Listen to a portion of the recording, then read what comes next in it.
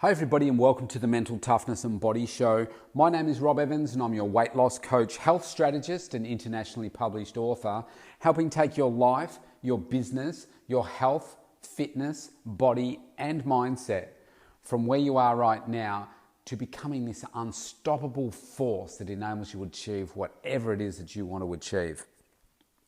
Today's a really passionate topic of mine and I'm going to call it burn the boats because this concept comes from the Grecian armies when they used to, on their boats, go to take an island. What they would do is they would get all the soldiers, all the things that they needed off the boat onto the shore, onto the island. And then the first command that they would give is burn the boats. Now, why would they say that? Well, guess what? If you burn the boats, you've got nothing to go back to. All you have to do is you have to win the battle or you die. So isn't that a huge metaphor in life? If the only way that you are going to succeed here is you're either going to die or you're going to kill everybody else so that you can survive, then that was the approach that the commanders took in the Grecian armies back in the ancient times. And guess what? They were more successful than not because it incentivized the soldiers that there was nowhere to go from here. They got no boats to go back to. They have to make this work. Now, most of us in life don't adopt this approach. Now, I want to go back about 12 years and tell you a little story about what happened with me when I decided to change career. Now, if you're a long-term listener, you'll know some of this story, and I apologise for going over it again. But for those that maybe this is the first or second episode where you've picked it up and you think, who is this guy, Rob Evans? Well, I'll tell you a little bit about me. So, I studied to become an accountant. And so I went to uni, I got my uni degree, a Bachelor of Business in Accounting it's called here. And then I went on through a graduate program to work with Coopers & Lybrand, which is now PricewaterhouseCoopers. And that was back in 1990. And through that graduate program, I was in the audit division and I studied to become a chartered accountant. So in order to do that, you've got to, when I did it, I'm not sure what it is now, it's probably similar, but it was 18 months to do what was called a professional year. Ironically, it was more than a year, but it took about 18 months. And then you become a chartered accountant. So you had to work for 12 months under the supervision of a chartered accountant, hence that's why I went to Coopers & Lybrand. Work for 12 months, then study for 18 months. So really it's six years of study to be able to do it. So then from there, after about 4.5 years, I left Coopers & Lybrand because I didn't like the culture of it was 6 at the time, but the big 6 accounting firms. And so I left. I went out into industry and I worked for like the biggest telecommunications company here in Australia. Worked there for a couple of years and realised that the nature of the work that I was doing, which is called statutory accounting work, was just boring the pants off me. And so I moved out into industry. And that's where I worked for about 13.5 years whilst I worked through different parts of the organisation. It was a very big company, so we had different divisions, and I finished up in a really good place at the end. But I got to that stage where I thought, man, I cannot see myself working here for another 20 or 30 years. I just can't. Every 3 to 4 years, I needed a new challenge. And I thought I'd reached that point where I was reporting directly to the general manager, and the general managers reported to executive general managers, and that was one step below the managing director. And so there were only so many sideways moves that I could make. I was asked to become a general manager. I said, look, that's not what I want. And so in the end, over a few years of working out what it is that I wanted to do, I realised that this wasn't my passion. And what my true passion was came from my training in terms of working out, training my body, and that kind of stuff. So in 2007, I realized that, do you know what? In my post-retirement, if you like, I'm going to wind back my hours. So my wife at the time, she also wanted to wind back, and we'd looked at our financial forecast. We were both accountants and, making really good money. Our household income was really good. And we thought, do you know what? We could keep on this path, not see each other that much and not enjoy our lives and just be working. So we decided we'd have a change. We had started our family, and we thought about, she really loved her job, so she was going to go back part-time.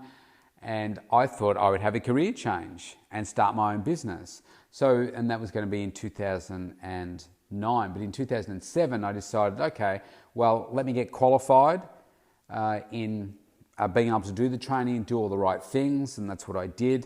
And then by 2009, I decided that I'm ready. I'm hungry. I need to do this now because I'm showing up for work, I'm doing the work, I'm doing a solid job, but it's not thriving me. It's not my passion. And so I fast-tracked it by probably about 2-3 years, and I decided that I was going to leave. And so when everybody knew what I was going to do, like the people that worked under me, my boss, the people around me, my peers and everything, they all said what a mistake it was. And that when it doesn't work, you can always come back and, work for us again. And in some ways I found it offensive because I thought, wow, so what you're really doing is passing a whole bunch of judgment here. One, that you don't think I'm going to be able to make it, but two, you don't think this profession or this business idea is also going to make it. And it just made me feel a bit, oh wow, is that what you really think?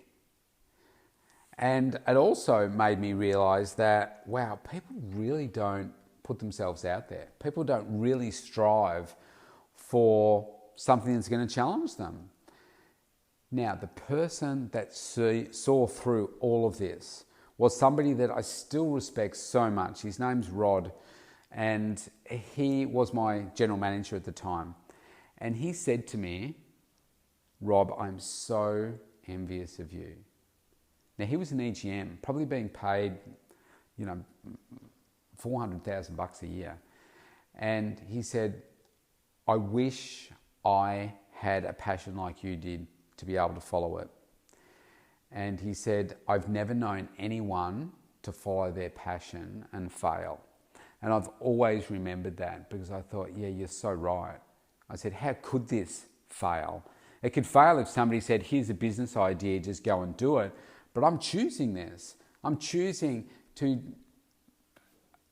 I suppose, forego the 19 years of experience in the field of accounting and that kind of stuff to now open a business as a chartered accountant, as a personal trainer, a fitness business owner, a nutrition authority. All of that, the author and so forth came down the track. And it was that one person that was the shining beacon that gave me the confidence. Because if everybody around you was saying it, at some point you might say, well, maybe they're right. Now, I didn't, because I thought, do you know what? I'm going to make this work. I'm just going to make it work. And of course, that's what I did.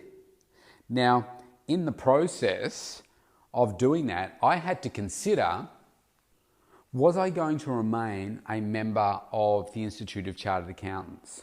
Because if I resigned from the Institute of Chartered Accountants, that was a big thing for me because I worked so hard to become a member of the Institute.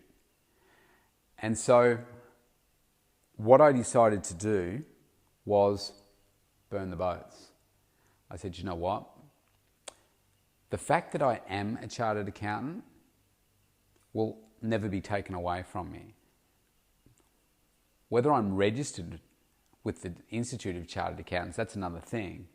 But I thought, well, I'm going to burn my boats here, because I feel that if I remained a member of the Institute of Chartered Accountants, that I would hang on to that as a safety line.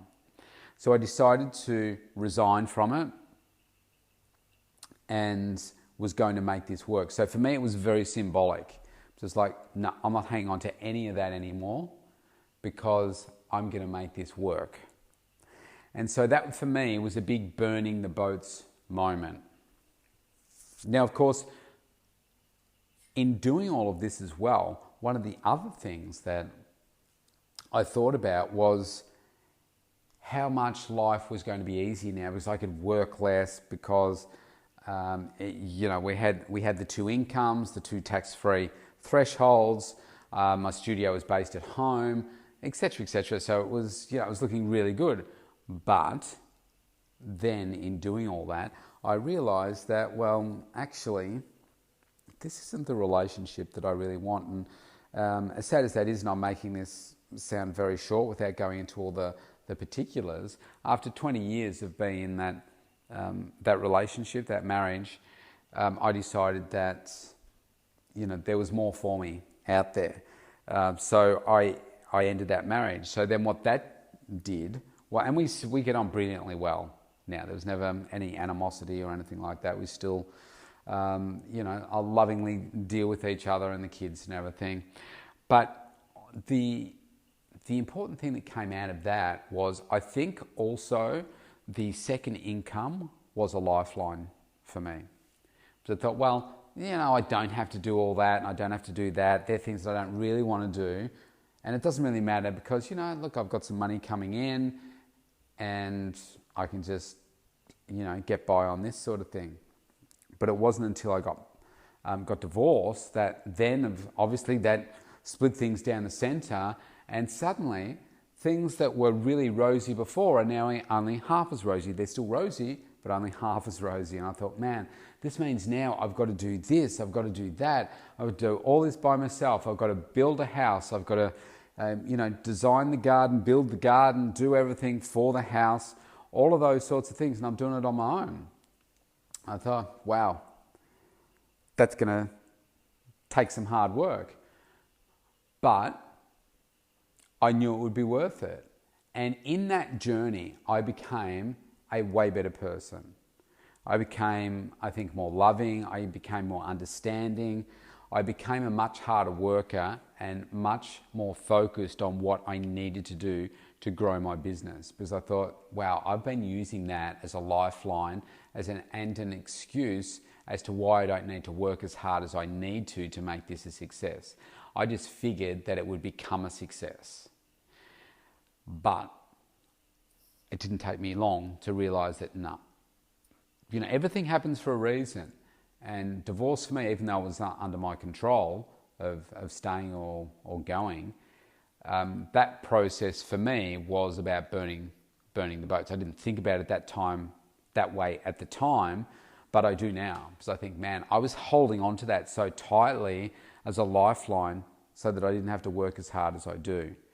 And now, all these years later, because that was like 8 years ago now, my business has achieved something that I always wanted to achieve, but I had hoped that it would come without the work, if that makes sense. I know that sounds silly, but so many of us just think that, well, things are going to happen. If I just do this next thing, if I just buy this next piece of equipment, if I just sell this next product, or if I get this new product in, I'm sure things will just take off. I just write this book and everything just happens for me. Life doesn't happen that way. It certainly doesn't happen for me. You've got to work damn hard. You've got to be super focused. And the message that I want you to take away from this today is, sometimes you just got to burn the damn boats and absolutely 100% commit yourself to whatever it is that you truly want. Because when I started my business, I was not 100% committed, even though I was committed from the perspective of I was all in, but I wasn't really all in. I was all in terms of I'd resigned from the Institute, I had changed careers, I had invested in myself. I had a coach at the time that was helping me, and I was doing those things, but I wasn't committed 100% in terms of my work ethic. I thought I could do it easier because I was a chartered accountant and that I was smart, and therefore I didn't have to do it like other people did. But that was just my journey and how it happened. So burn your boats, commit yourself 100%. If it comes to your health and your wellness and your fitness, I'll tell you a quick thing that you can do to help burn the boats on this. If you're overweight and you struggle with some of the foods that you eat, and we talk about comfort food here in Australia, I don't know whether that's a worldwide universal saying, but comfort food meaning that they might be like biscuits, cookies, cakes, lollies, candies, alcohol, sugary drinks, whatever, that people go to when they feel down, when they feel emotional. So we call that sort of comfort food. So you're feeling down, eat some of that food, you feel more comforted.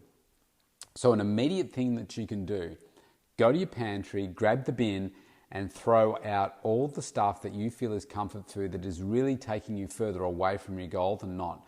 Do that. Then go to the fridge, do the same thing. Go to the freezer, do the same thing. Throw out the pizza, throw out the rubbishy stuff that you know is just not serving you well.